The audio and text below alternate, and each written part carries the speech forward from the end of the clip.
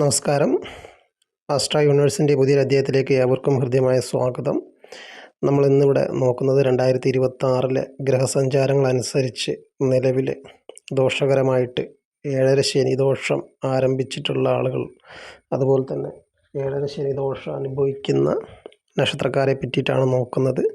ശനിയുടെ സ്ഥാനമാറ്റവും അതുപോലെ തന്നെ രാഹുകേതുക്കളുടെ സ്വാധീനവുമാണ് ഇവരുടെ ഈ ഒരു ബുദ്ധിമുട്ടിൻ്റെ പ്രധാനപ്പെട്ട കാരണം. അപ്പോൾ 7.5 ശനി ഉള്ള നാളുകളെ നമുക്ക് നോക്കാം. അതിന് മുന്നേ ആയിട്ട് നമ്മുടെ ചാനൽ സബ്സ്ക്രൈബ് ചെയ്യാത്ത ആളുകളൊന്ന് സബ്സ്ക്രൈബ് ചെയ്യുക. അതുപോലെ തന്നെ നമ്മുടെ ഈ ഒരു അറിവ് ഇഷ്ടപ്പെടുന്ന ആളുകൾ ലൈക്ക് ചെയ്യുക. നമ്മുടെ വീഡിയോ മറ്റുള്ള ആളുകളിലേക്ക് എത്തുവാൻ സഹായിക്കുന്നതാണ്. അപ്പോൾ നമുക്ക് വീഡിയോയിലോട്ട് പോകാം.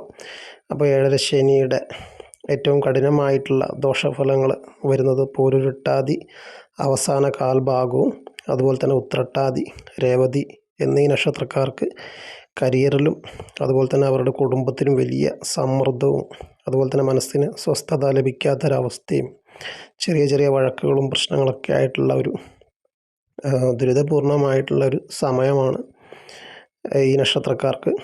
അതുപോലെ തന്നെ 7.5 ശനിയുടെ അവസാന ഘട്ടത്തിൽ നിൽക്കുന്ന അവിട്ടം അവസാന പകുതിയും അതുപോലെ തന്നെ ചതയം നക്ഷത്രക്കാർക്കും ആരോഗ്യപരമായിട്ടുള്ള പ്രശ്നങ്ങളും അതുപോലെ തന്നെ ധനനഷ്ടം പോലുള്ള കാര്യങ്ങൾ, സാമ്പത്തികമായിട്ടുള്ള പ്രയാസങ്ങളൊക്കെ വരുന്ന ഒരു സമയമാണ്.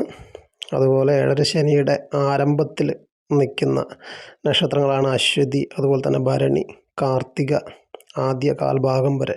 അപ്പോൾ ഈ ഒരു 3 നക്ഷത്രക്കാർക്ക് 7.5 ശനിയുടെ സ്റ്റാർട്ടിംഗ് ആണ്. അവർ ഇപ്പോൾ നിലവിൽ ചെയ്തുകൊണ്ടിരിക്കുന്ന കാര്യങ്ങൾക്കൊക്കെ ഒരു തടസ്സവും ഒരു ബുദ്ധിമുട്ടും ഒരു അലച്ചിലൊക്കെ ഇവർക്ക് ലഭിക്കുന്നതായിരിക്കും.